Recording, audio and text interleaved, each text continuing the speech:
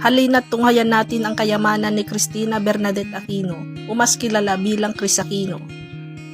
Ang kanyang karera sa larangan ng media at ang kanyang pag-aari ay patunay sa kanyang successful life. Hindi lang sa Pilipinas nakilala si Chris, pati na rin sa international.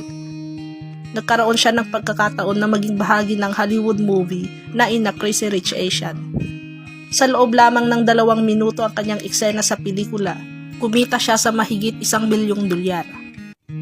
Kapag ito ay na-convert sa Philippine peso, mahigit 80 million pesos ang halaga ng kanyang kinita.